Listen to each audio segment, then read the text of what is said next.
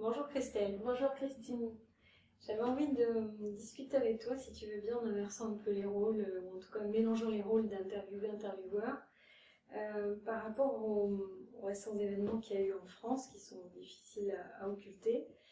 Et ça m'a amené un questionnement, c'est comment est-ce que, quand on a vu 4 millions de personnes se mobiliser dans les rues, et au moins autant chez eux derrière la télévision, qui se sont mobilisés en ayant des comportements de fraternité, en ayant tous manifesté sereinement, pacifiquement, donc en démontrant, même avec des motivations différentes, qu'ils avaient envie de vivre autrement, de vivre avec du sens, en honorant nos valeurs républicaines, en les manifestant et en ayant une attitude de fraternité et de paix. La question que je me suis posée, c'est comment est-ce qu'ils vont s'y prendre après pour être le salarié, le dirigeant, le manager, dans un système qui peut-être, lui, n'a pas autant changé. Les manifestations ont montré aussi qu'ils se mobilisaient pour une valeur qui est non négligeable, c'est la liberté d'expression. C'est une liberté qui pèse lourd et qui dénote derrière une volonté de liberté et de pouvoir être, déjà. Donc, ils ont été touchés au plus profond de leur être sur cette liberté-là. Donc, je pense qu'il faut s'interroger, est-ce que cette liberté est trop emprisonnée au quotidien? Est-ce que ça fait longtemps? Est-ce qu'il y a un cumul de frustration, aussi au point de réagir aussi violemment par rapport à cette attaque? Violemment ou solidairement, on va dire, mais en tout cas fortement. Et comment pourrait-on transposer ça dans l'entreprise? Quelle serait cette volonté d'expression, de changement et d'affirmation qu'il pourrait exprimer? Alors je veux bien revenir sur ta question, je voudrais juste faire un petit détour en continuant le fil que j'avais déroulé en le questionnant. Donc on observe qu'effectivement il y a eu un choc réel, physique, avec des vrais morts.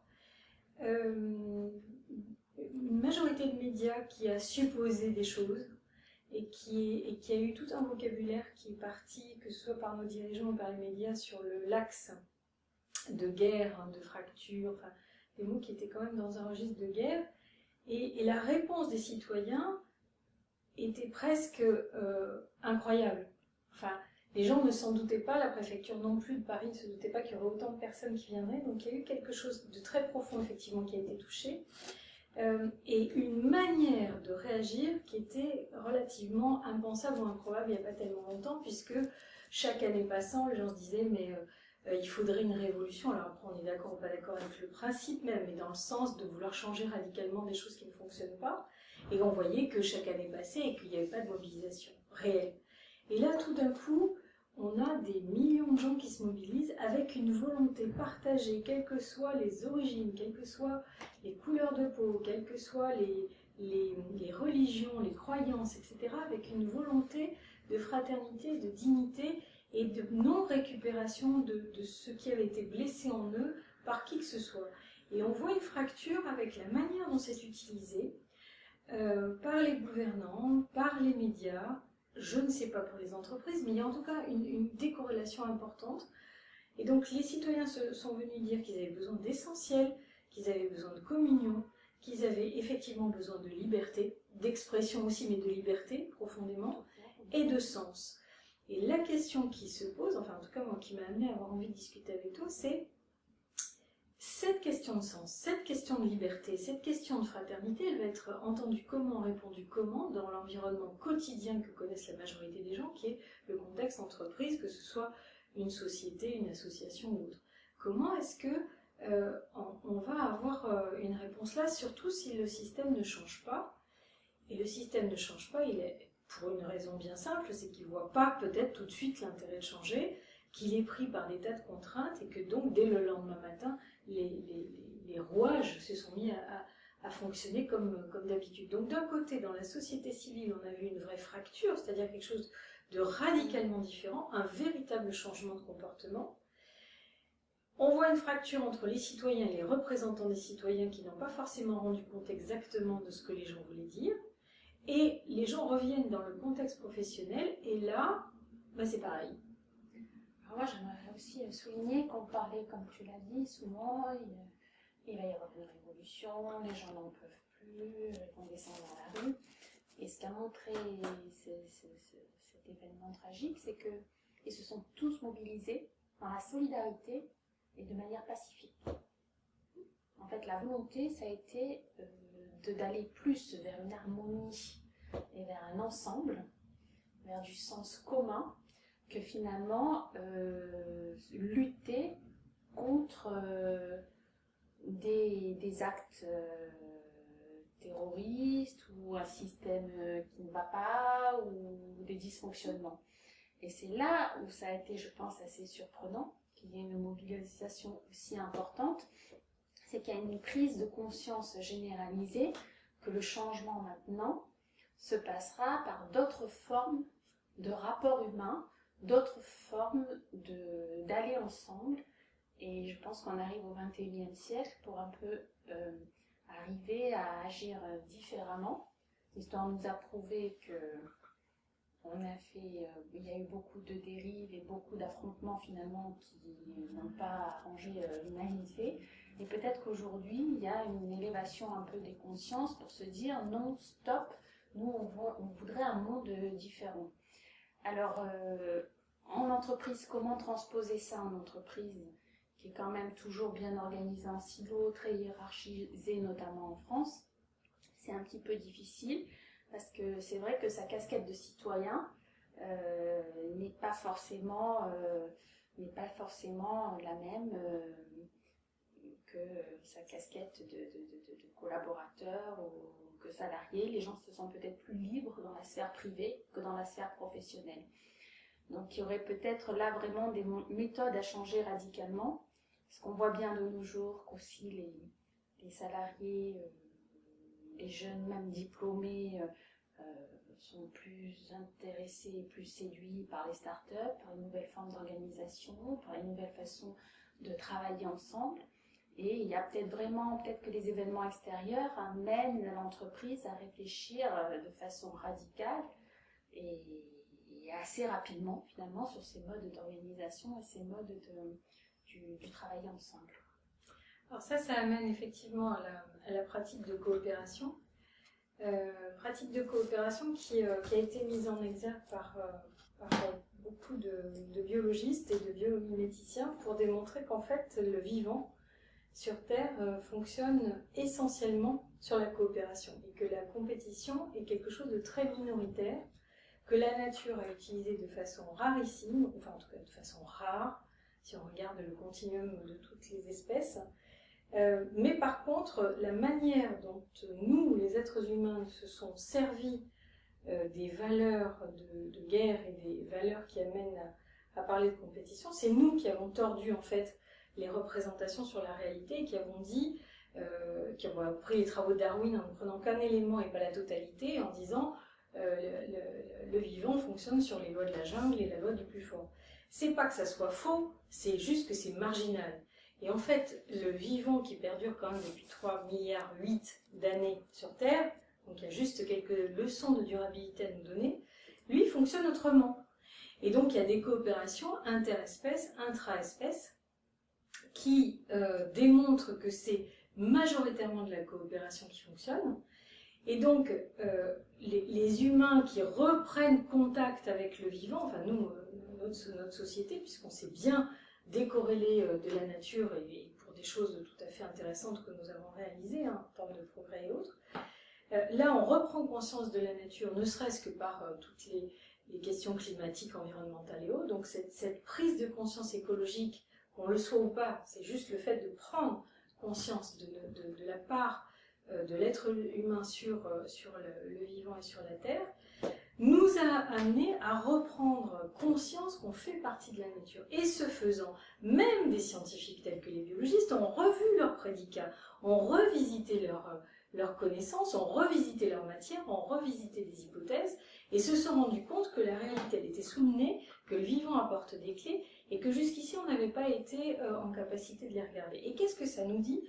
Ça nous dit qu'il est plus efficace que nous coopérions. Et quand un groupe humain, par exemple une entreprise, fonctionne en mode de coopération, ça ne veut pas dire qu'il ne va pas y avoir des tensions, ça ne veut pas dire qu'on est tout le temps d'accord, ça veut dire simplement qu'on sait gérer autrement la discorde, autrement le désaccord, autrement les tensions, et qu'elles deviennent fructueuses, qu'elles deviennent source de créativité, d'émergence de possibles, qu'on repose sur la confiance a priori qu'on peut faire dans l'être humain et pas une défiance qui va légitimer les structurations managériales telles qu'on les connaît. Donc ça ne veut pas dire qu'il y a une abolition de tous les rôles, on va les recomposer autrement, on va réfléchir aux rôles qui sont nécessaires à pourvoir et comment est-ce qu'ils vont être nourris par telle et telle personne en fonction de leurs compétences et non pas avoir une logique hiérarchique avec une logique de carrière qui vise à partir à tel endroit et arriver tout en haut.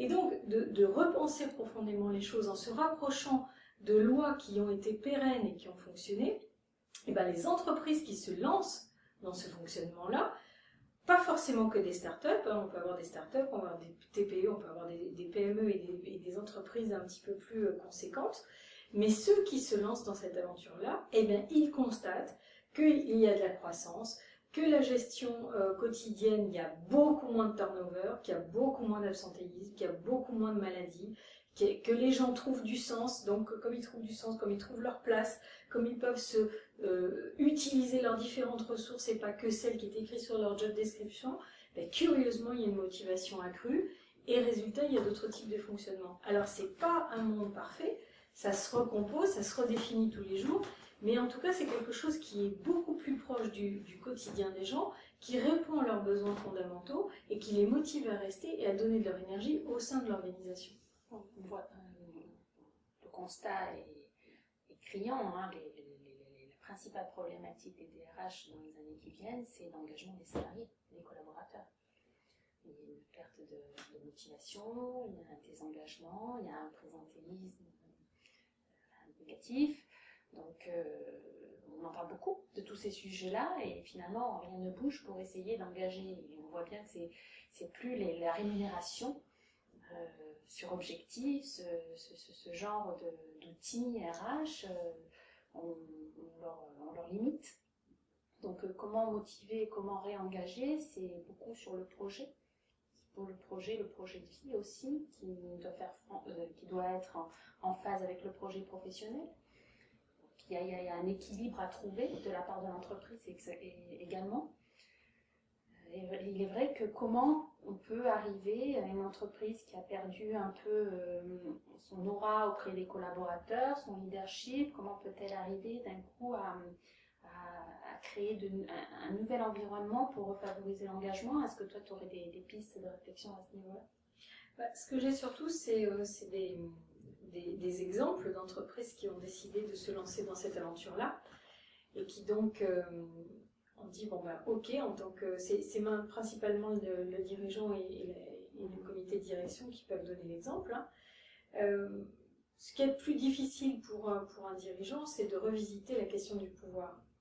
C'est-à-dire que la plupart des personnes qui sont dirigeantes ou leaders ont une capacité à avoir du pouvoir et souvent c'est un pouvoir sûr.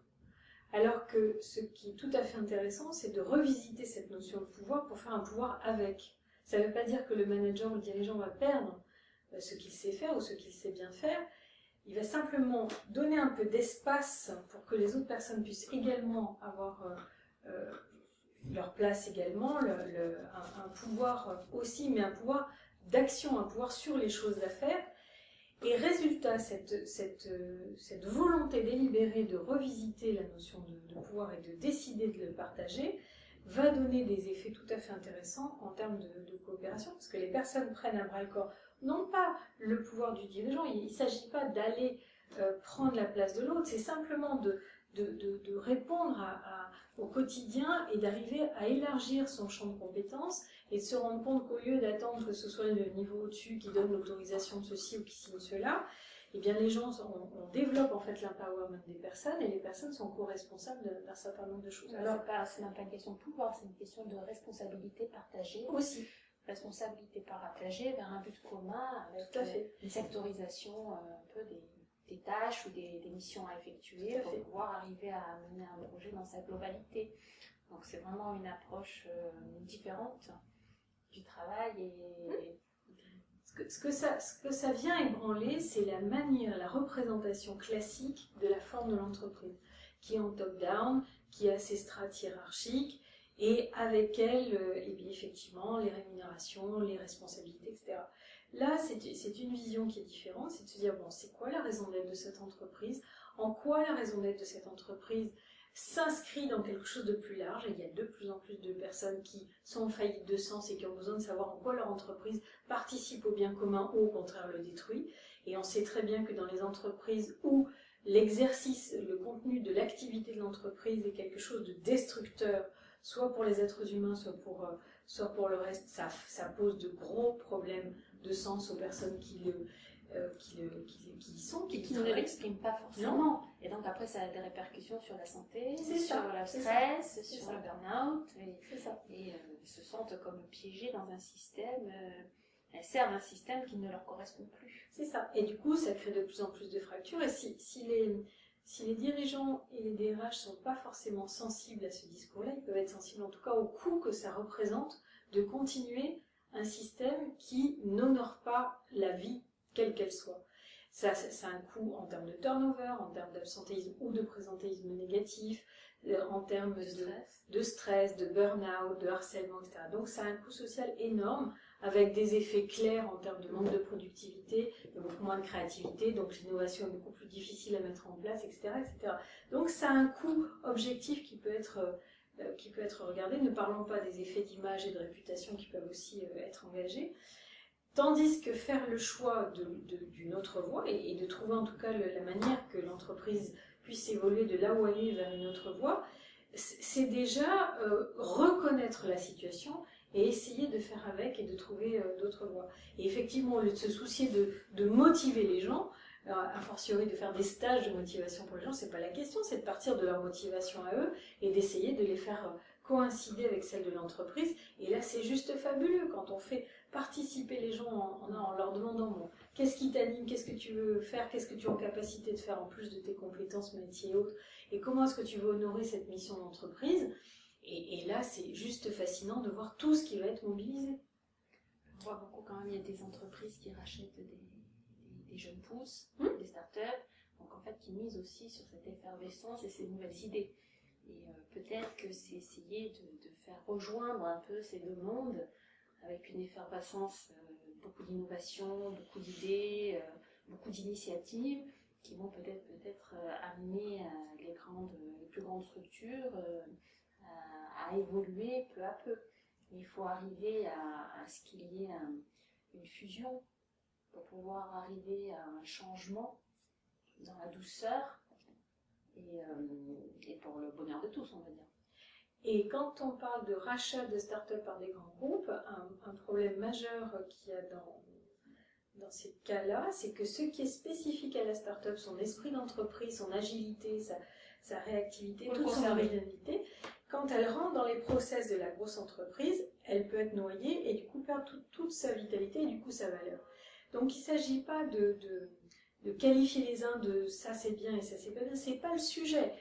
Une grande entreprise, c'est évident et normal qu'elle se soit structurée, qu'elle ait des process partout, de par sa taille et de la complexité que ça a de faire tourner tous les rouages. La question est de dire, voilà, c'est plus on grandit, plus c'est difficile. Donc il faut sécuriser, il faut optimiser, il faut sécuriser.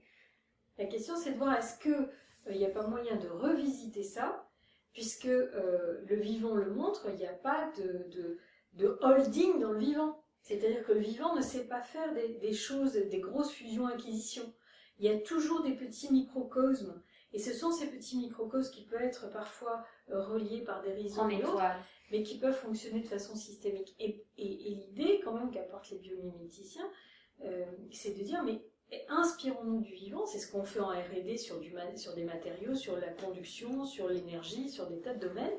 Faisons-le aussi de nos structures organisationnelles et managériales, inspirons-nous du vivant qui nous a donné des notions de durabilité, alors qu'on voit bien que nos grandes entreprises et que le système dans lequel on est crée quand même beaucoup d'entropie. On a beaucoup d'entreprises qui meurent, qui s'abîment, qui perdent de la valeur, il y a des dépôts de bilan. Enfin, ça n'est pas que un modèle en croissance et en réussite. Il y a des réussites parfois, mais au prix de beaucoup de casses. Et donc peut-être que toute l'agilité tient à se dire qu'est-ce qu'on pourrait, en s'inspirant de tout ce qui est vivant, qu'est-ce qu'on pourrait arriver à faire qui permettrait de nourrir davantage quelque chose qui serait au bénéfice des différents acteurs à l'intérieur et des parties prenantes.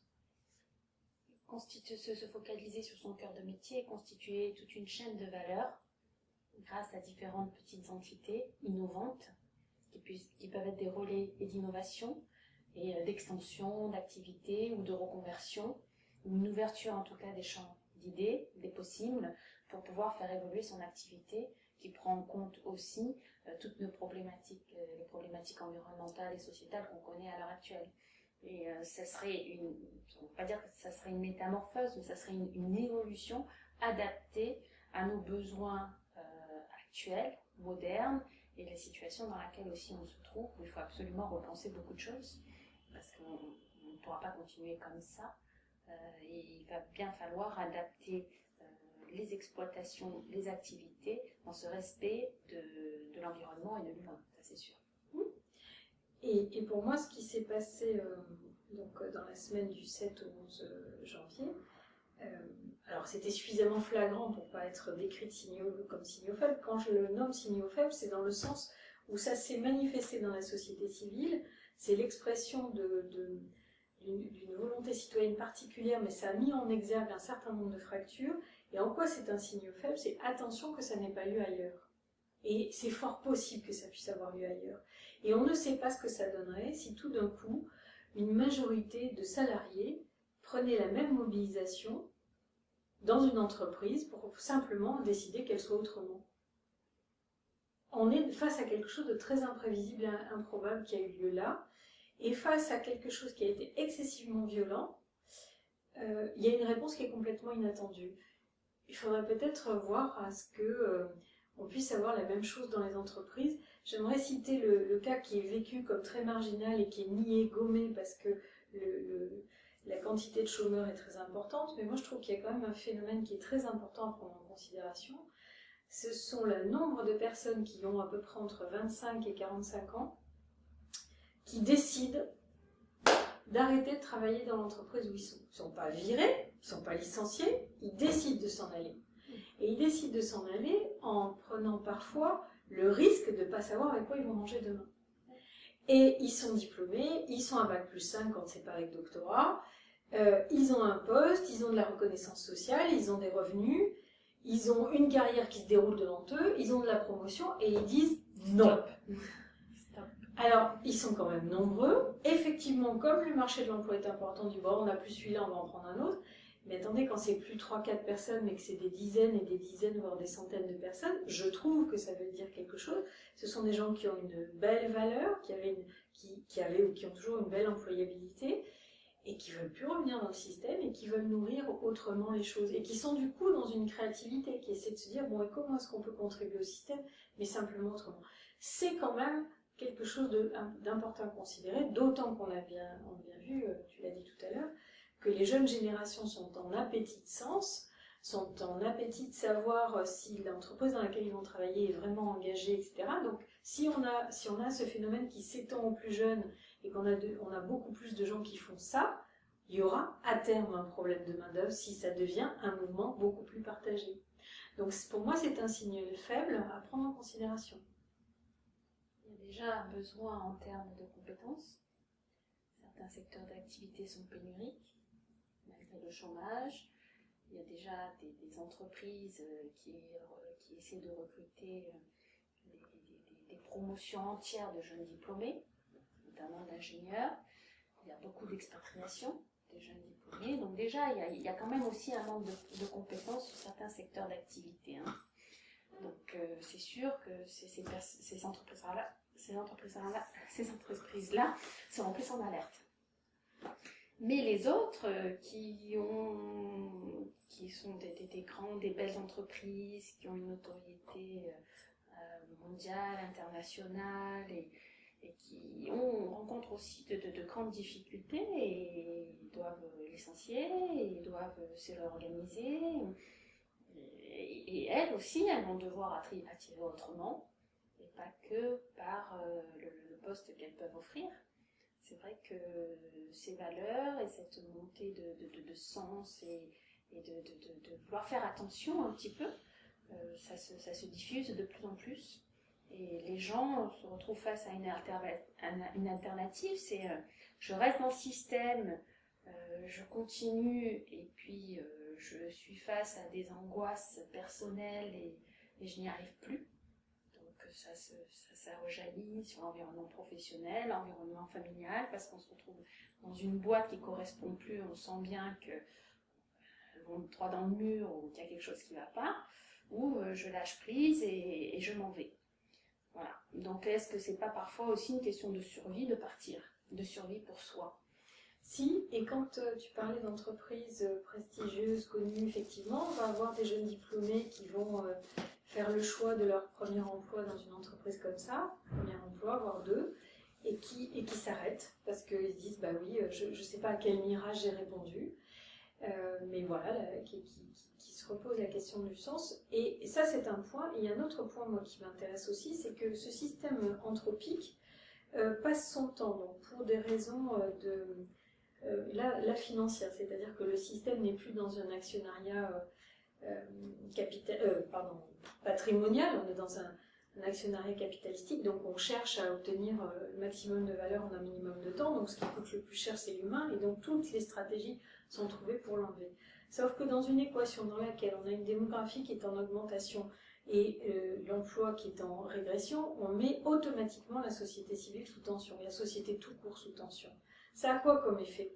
Ça a comme effet qu'on a moins de gens dans les entreprises qui sont suroccupés et qui perdent complètement la capacité à avoir du temps pour analyser les choses, pour innover, pour créer, pour faire différemment. Donc on est dans une spirale qui fait toujours la même chose. Donc sur les capacités d'innovation, quand même, ça questionne. Ensuite, c'est une population réduite, les salariés, qui va être en capacité de consommer. Les autres qui sont de plus en plus importants à l'extérieur, ayant moins de revenus, qu'est-ce qu'ils font? Ils limitent leur consommation. Et des événements comme début janvier, accentuant les phénomènes de peur, en tout cas médiatisés, n'incitent absolument pas à la consommation. Donc ça veut dire que toute notre société libérale est basée sur la consommation et la dette, et on met de plus en plus de gens à l'extérieur qui, pour survivre, vont sortir au maximum de la consommation et de la dette, et qui vont trouver d'autres formes. Donc ça veut dire qu'in fine, à force de mettre sous tension, ce système tue lui-même la branche sur laquelle il est. Il la scie. Ici sa branche. Ici la capacité des personnes à avoir les revenus pour consommer ne serait-ce ce qui est produit dans les entreprises. Et du coup, les personnes qui se retrouvent volontairement ou de fait à l'extérieur du système, qui voient les vitrines et qui ne peuvent plus y aller, ils font autrement. Et donc, on voit de la consommation participative, on voit des tas d'autres choses, et à force de se détacher de la consommation, au bout d'un moment, les gens ils consomment juste plus. Enfin, quasiment plus, ou plus que le nécessaire, et ils trouvent d'autres sources d'intérêt, ils trouvent d'autres manières d'être ensemble, de vivre ensemble, de faire des choses ensemble, et c'est quand même un endroit où ces personnes-là, donc c'est cette espèce d'effervescence, d'initiatives qui sont faites, que ce soit au travers des Fab Labs, des Living Labs et autres, on essaie de fabriquer comme dans un atelier notamment par de la récupération. Il y a voilà. beaucoup aussi d'entreprises, de start-up qui misent sur tout ce qui est récupération, création d'objets. On voit bien, de toute façon aussi, Blablacar, toutes ces nouvelles structures, le covoiturage. Les gens trouvent d'autres modèles. Et de plus en plus, ils s'adaptent. Et ils sont en train de mettre en place, par les usages, par les pratiques, de nouveaux schémas et de nouveaux circuits économiques. Donc on va se retrouver finalement avec deux systèmes parallèles, où si un n'arrive pas à vivre à côté de l'autre, il y en a un des deux qui va basculer à un moment donné. En tout cas, voilà, c'est ce phénomène d'exclusion, ce phénomène anthropique de ce système-là, qui crée de l'exclusion de toutes les manières. Et dans les exclus, la grande majorité se disent le besoin de vie, la résilience est tellement forte qu'il y a de la créativité, qu'il y a de l'innovation. Et donc là, il y a un réservoir extraordinaire d'innovation que les entreprises classiques ont un mal fou à arriver à retrouver. Et donc, Et est-ce qu'il n'y aurait pas un moyen d'arriver à fertiliser ces deux environnements-là plutôt que effectivement l'un qui détruit l'autre et ce clivage? Complètement. Et est-ce qu'on ne serait pas arrivé aujourd'hui à un phénomène de résilience collective? En tout cas, c'était l'expression qu'on a vue. Voilà. Il y a cette envie-là majoritaire de résilience et d'avoir envie de vivre. On est tous des êtres vivants et ce qui prime, c'est l'envie de vivre et simplement, on va s'y prendre comme on peut. Et regardez, la plupart des temps, quand on scie un arbre, très souvent, on voit des petites pousses repartir et on a des nouveaux arbres qui émergent autrement.